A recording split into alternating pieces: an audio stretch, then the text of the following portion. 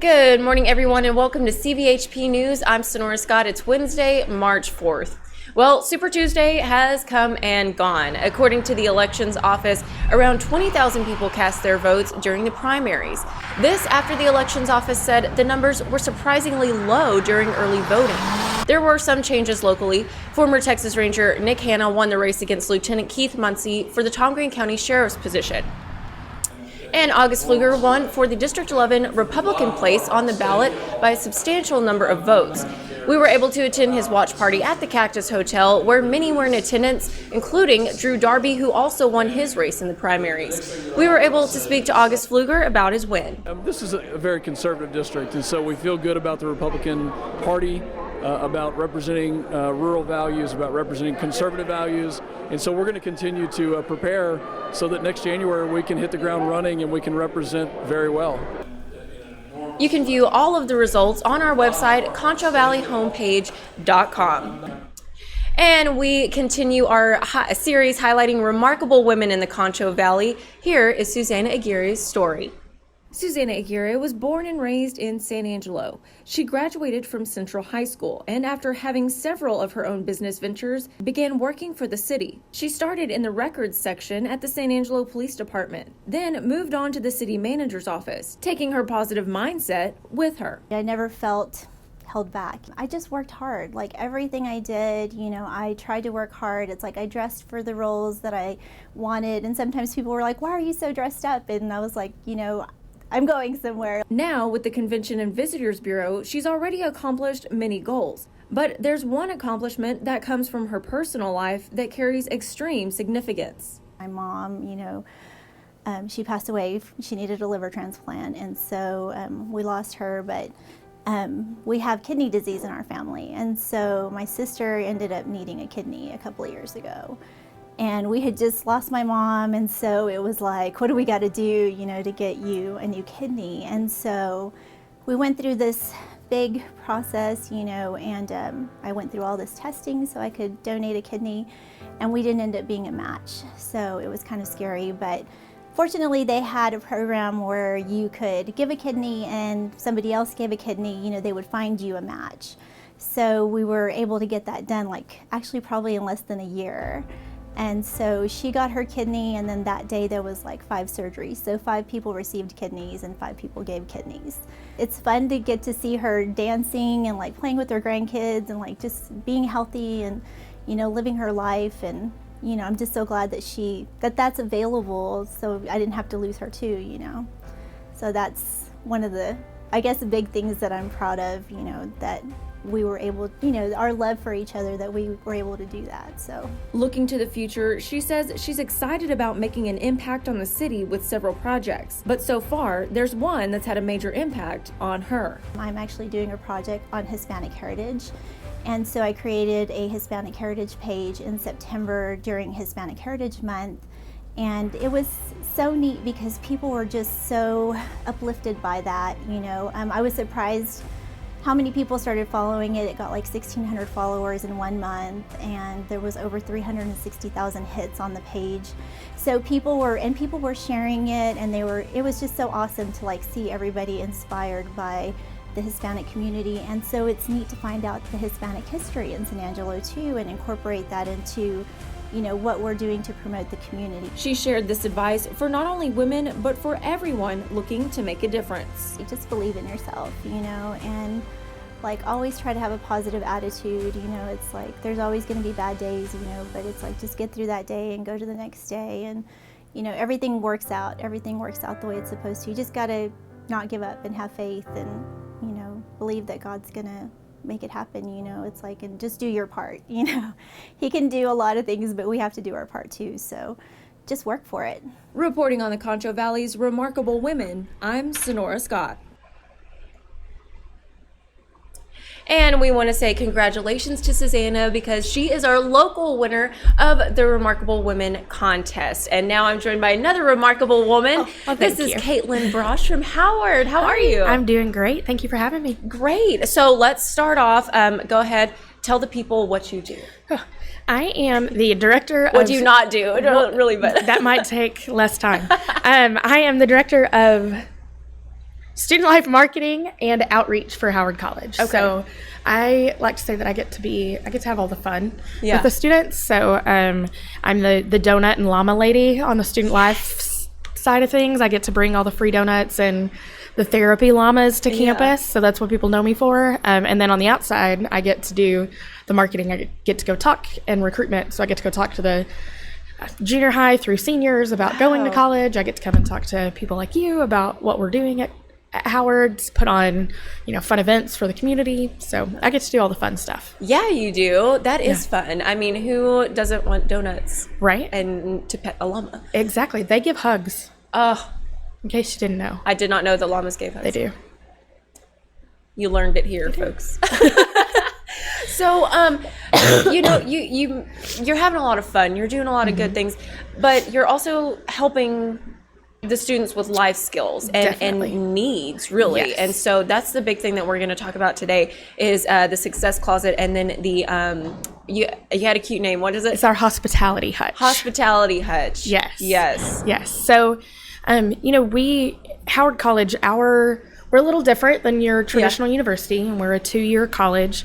Community college where somebody can come and get a certificate and get straight onto the work field, or maybe work on their associate's degree, or get those what we refer to as the basics, or those core classes before they transfer onto a 4-year university. And because of that, we have a little different population with our students as well. Something that I find really interesting is we do have a lot of dual credit students, but if you take them out of our numbers, the average age of our student at Howard is actually 26. Wow. Yeah. So more that non-traditional. We have a more feel. non-traditional. That obviously, to balance it out, to make an average, you have to have them on both ends. So we do have a lot of students who come straight out of high school to Howard, but we have a lot that either they took time off, or maybe they went to another school and had too much fun, and so they needed a break, and or it didn't work for them and they wanted a different type of atmosphere. Yeah. We have a very wide range.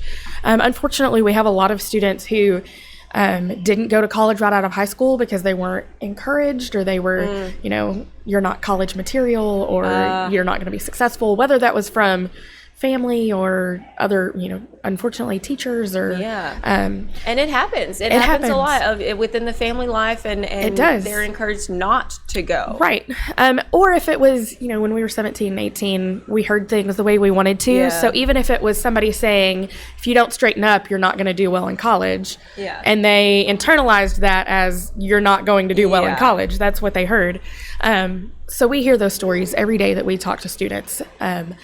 Which unfortunately means that they're in, different circumstances. And so across the nation in colleges, whether it's community colleges or universities, we're seeing trends in focusing on the social aspects of students' lives. So looking at like food insecurity, they had the Hunger Summit in San Angelo just last week, and talking about food insecurity for students, or homelessness within students. And a lot of people are like, oh, eat ramen like I did. And it's more than that. It's, can they get the ramen? Or we automatically assume that they're college students, so they have access to the cafeteria. Well, if you're not living in the dorms, then you're not required to have a food plan. In a situation like us, we don't have dorms. We don't have a cafeteria. It's a different situation. So we don't have those resources for students to lean on. And like you say, a lot of them are non-traditional. They're providing for their family, and it's hard. You can't do that sometimes. Right. They've got kiddos, or they're caring for grandparents or parents as well. We see a lot of those different types of situations. So to help with that in the most tiny way possible, obviously we refer our students to community resources. We partner up. We make sure that students know that they have access.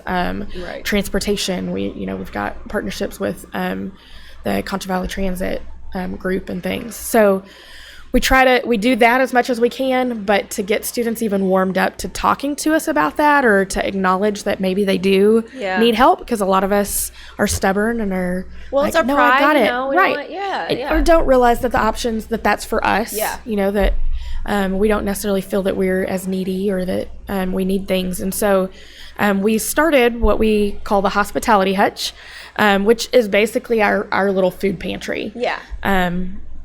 We stock it with, foods and pretty much, pantry items. Yeah. And those non-perishable. Rice, and try to make sure we've got like pasta and pasta sauce, and Yeah. there always ramen noodles, because we do have students who'll come in and, grab a cup of ramen noodles, and that's what they'll eat on campus at lunch. Yeah. We try to focus on things that they can take home, and like a pot of spaghetti that you can make, and it can last you a little longer, a little more nutritious. Yeah. Plus, if they are caring for those family members, you know. Exactly. Unfortunately, the canned vegetables do stay on the shelf longer.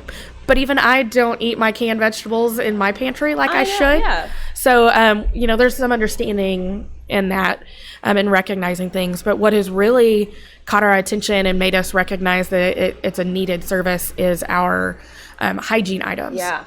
So where you've got, shampoos and conditioners and toothpastes, toothbrush, deodorant, body wash. There's all kinds of like little things, feminine hygiene products. People, because those are expensive. They're expensive, right? They are. And in reality, for 1 month, you don't need a whole lot of them. Yeah. But to buy a full box when you're out is a little more expensive. It's a lot, yeah. And generally that's the way that we've seen that they just come in and they grab a few and take them. They're not taking a whole box with them, kind of a deal.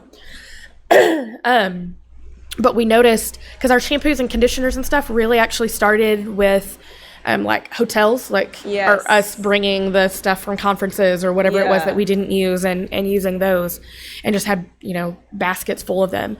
But what we realized is that those were going away. They were they were picking up and taking them, and we have it at this point has been fully stocked either by faculty, staff, student donations, or in that kind of a thing. We've been able to keep it stocked that way. And so some faculty and staff would bring in full-size bottles, and those fly off the shelf immediately. Yeah. But the fact that these little hotel ones, that you can get maybe 2 washes out of, or 2 or 3 washes, that they're going through those as well, to us means these students need it. Yeah. They're just not coming and grabbing a bottle of shampoo because it's free. Right. They're grabbing it because they need it. Yeah. So that, really means a lot to us. And so we've been doing this. This is our 4th semester. So we kind of just rolled into it really slowly. Yeah. But now the word has spread on campus, and it's being used. It's definitely being utilized by our students. Yeah, and that's great that you point that out. It's an actual need. It is a need. And I mean, that's something that, you and I maybe take we take for granted, and like, oh, I can wash my hair. Yeah, sure. Right. But a lot of these students, they're working to, better themselves and get their education. Right. But yet, they need shampoo.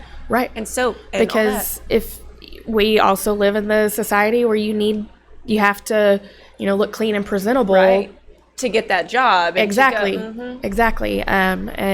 Or to feel comfortable around your peers and whatever. And so if a $2 bottle of shampoo can save them that $2 that they can use on 8 more packets of ramen, we'd really rather them eat something more nutritious than ramen. But that's a big deal when you equate it those ways. You can make pasta. You can make a pot of spaghetti on $2. Right. And that could last you a couple of days easily. Yeah. So. And you mentioned, y'all are basically funded by yourselves. Yes. The staff, the faculty, some students give donations. But how can the community help? Do you want their involvement? Of course, we would always love their involvement. Like I said, the hygiene items is one of our bigger needs right now, because those are flying off the shelf. We've been doing, seeing more of like what we consider like the ready to eat meals or whatever, like the Dentimores or raviolis and SpaghettiOs, the spaghettis and stuff. Because again, if you don't have a pot or a stove to cook on, how do you make spaghetti? And you'd be surprised how often you come across some of those issues.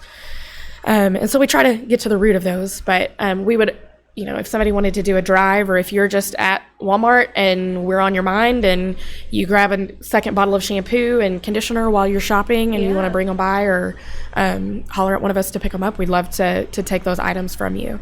And the other part of this that really sparked your attention in the beginning is our success closet that we just opened. Yeah, I was about to say, because y'all had an event where you talked about basically everything, all the things that we say, oh, they don't teach that in school, it's life skills, they should teach that in school. Well, y'all are doing that. We did. And so yeah, y'all had an event we did. with, insurance and taxes and like all that good exactly. stuff. But that was part of it. And so the success closet, like you mentioned, to get that, to, go to that interview and look and feel Right. great. That's another thing that y'all started. Right, we did. It actually started on our Big Spring campus with a board member who was retiring from the banking industry and had a closet full of suits and professional wear that she wanted to go to, a good location. Yeah. She didn't want it just tossed on the back shelf somewhere. And so they started it over there last spring, and took us a little bit getting all of our things lined up and timing and stuff. But the timing worked out perfectly that we were able to kind of have our inaugural event with the reality check. And so it's all donated, gently used or new professional clothing items, both for men and women, shoes. We have a few like purses or accessory type items as well. Yeah. Because you don't want to get the job and then you're going into work with your backpack, right? Right. Yeah. So, we have a few of those types of items as well. And so we had those available that first day at the reality check for students to browse, to try on, and then they get to take it home with them. Yeah. All for free. All for free, completely for free. And so we transitioned that into what we call our success closet. So we have all of the remaining clothing items that we got, and we've gotten some more donations since then. Yeah. You're sending some awesome things over to us that we have available that the students, and we have the closet open. Our hospitality hutch is open at all times. Okay. Students can come and go as they want, and now the success closet will be as well. So we have it open for now, because we're not grant funded, or we don't have accountability measures that we have to meet at this exact moment. We haven't made students sign in. They can come and take it anonymously, which is what we wanted, so that they got comfortable using it without having to say, hey, I need help, because that can be the hardest thing. It really to ask. can. Like you say, it can be just that struggle of realizing, what, I do qualify for these services, or, I can ask for help. Exactly. And so that's a great thing that it's all anonymous. Yeah, it's all anonymous. If they want assistance, obviously we can go over and we'll help them out. But now the closet is open as well. And we're working on transitioning. They're not very far apart right now. They're just a couple of closets apart. But we're transitioning, so all of the hospitality hutch items will actually be in the success closet. Right. So they can go in at any time, get clothing item if they need to, or food items. And obviously, our initial focus on clothing is interviews. We think about the interview process. But then there's also, what if you get the job? Yeah. Now the only outfit you have is the one you interviewed in. So what do you wear 5 days a week? So, we're not strict on these students on what items it is. If maybe they've been wanting to, for their well-being, they've been wanting to go back to church or get involved with a church, and they don't feel like they fit in because they don't have the clothes. They have that option too, or whatever that is. If they're living in t-shirts and jeans, there may be places that they're staying away from because they just don't feel like they have the clothing.